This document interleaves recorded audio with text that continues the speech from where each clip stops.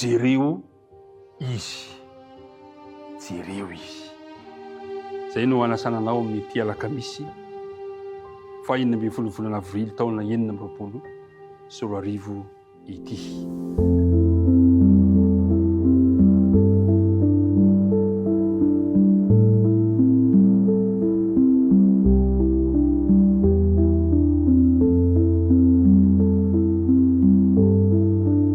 Miarabantsika rehetra tafaraka indray faly aho miatrano aminao miaraka aminao amin'ny toerana izay misy anao amin'izao fotoana izao ady andeha ny tanako natolotro hosolo ny fifandraisan-tanany fiarabana amin'ity androany ity. Fiadanany tompany ho amintsika tsirairay avy. Andeha ary hiaraka hivavaka isika. Andriamanitra ray io. Misotranao indray izahay noho izao tombontsoa menao anay izao ka mbola mielanao anay hiaraka mandinika ny teninao.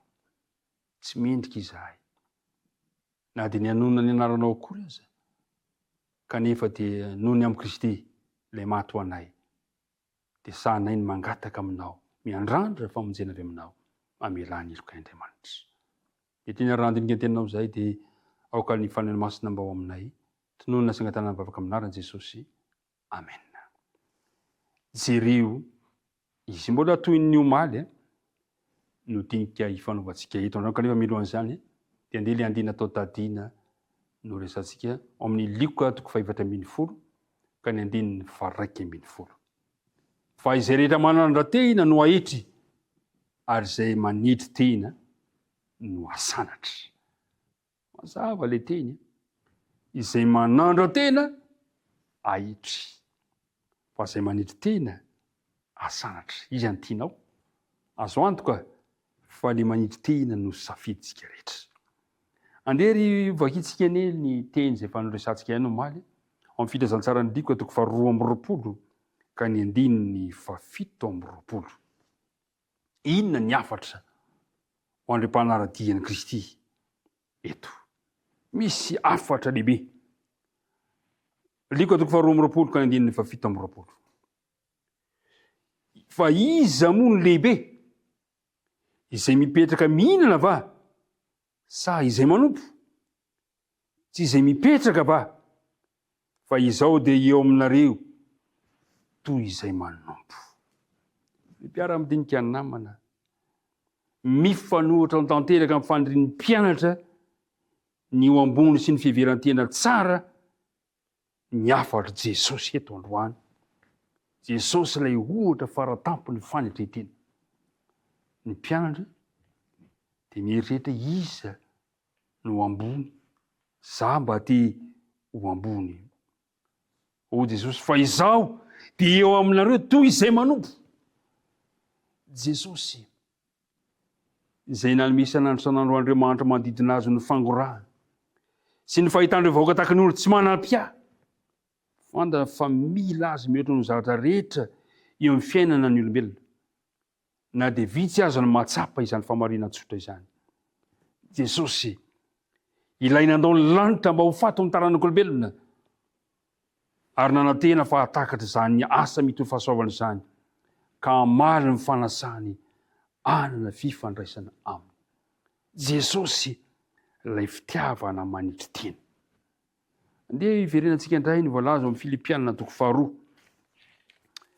Filipianina 2:2 ka manomboka amin'ny andininy 7 ka hatramin'ny andininy 9. Ao no ahitantsika ilay tononkitra mpanendretena nasehon'Andriamanitra tao amin'ny Jesosy Kristy izay tokony ananantsika ihany koa. Ahoana ny toe-tsaintsika manoloana ny fanendreten'Andriamanitra teo amin'ny azo fijaliana. Filipianina 2:2 manomboka amin'ny andininy 7. Zao ny vaky ny teny amin'ny anaran'i Jesosy. Filipianina 2:2 ka ny andininy 7. Tsy manao na inona fiampiandaniana na mandrano tena foana fa amin'ny fanendretena dia aoka samy hanao namany mihoatra noho ny tenany. Aza samy mihevitra ny azy fa samy hanao namany koa. Aoka ho aminareo zao saina izao izay tao amin'ny Kristy Jesosy koa. Izay na dia nanendrika Andriamanitra aza dia tsy nataony zavatra ho fikira mafy ny fitoviana amin'Andriamanitra fa nofoanany ny tenany. Nofoana ny tena tamin'nakany endriky ny mpanompo sy ny natongavany ho manam-pitoviana amin'ny olona, ary rehefa hita fa manatare olona izy dia nanety tena ka nanaiky hatramin'ny fahafatesana tamin'ny azo fijaliana. Ny mpiara-midinika namana, nataon'i Kristy avokoa zany rehetrarehetra izany, netiny avokoa zany rehetrarehetra izany, naka ny fotoana rehetra Jesosy mba hamonjena antsika na nety teny izy hatramin'ny fahafatesana. Androany, araka ny lohateny, jereo izy. Mila mba miato kely ianao, anana fotoana mba hibanjinana an Jesosy. Andeha ho jerentsika amin'ny fomba marina sy madio. Amin'ny fotoana rehetra andeha mba ho jerentsika ny fitiavan'Andriamanitra antsika tsirairay avy. Rehefa mitodika eo aminy tokoa isika dia manjary tsinitsinina ny zavatra rehetra. Rehefa mijery an Jesosy isika dia matsapa fa zava-dehibe ny fitiavana nasehony tamintsika tsirairay avy. Ny fitiavany, tadio tsara fa io no moivony ny zavatra rehetra ho antsika. Azo antoka ary fa raha mibanjona an Jesosy isika dia ho foana ny izao. Jesosy, ilay anarana kanto, ilay anarana mahery, izy ilay ohatra ny fanendrentena.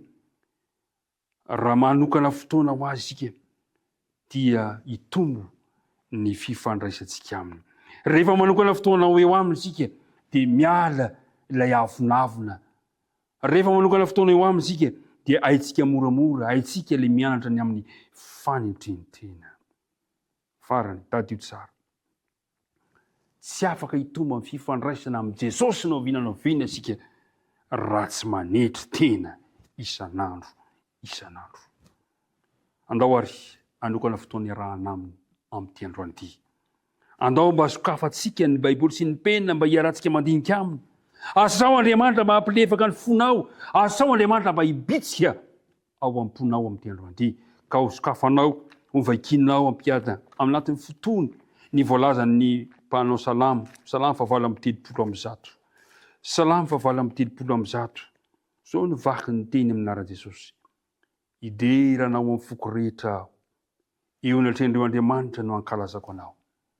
Hivavaka manalivy ny tempolinao masinao, ka hidera ny anaranao ny famondram-po sy ny famarinanao. Fa efa nomenao voninahitra ny teninao ambony ny anarana rehetra. Tamin'ny andro nitarainako dia namaly ahy ianao.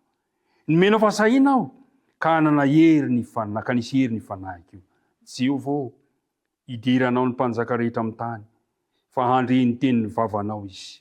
Eny, hihira ny amin'ny lalan'i Jehovah izy, fa lehibe ny voninahary Jehovah.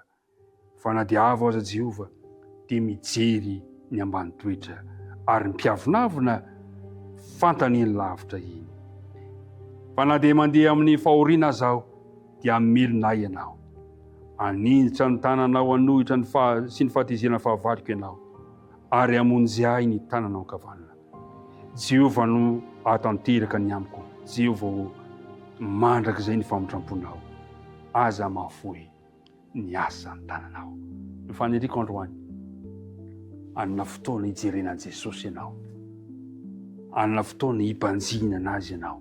Ka tsy aniry ho ambony, fa kosa aniry hanana ilay toetrani Jesosy, ilay loharano ny fanendrentena. Ombanao an'izy, tantananao mandrina ty tontolo andro ty hivavaka isika.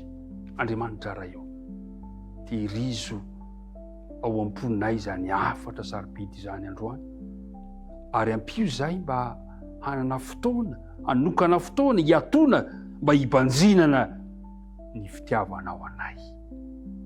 Dia ampio zahay mba ianao no tompo sy mpamonjy anay androany.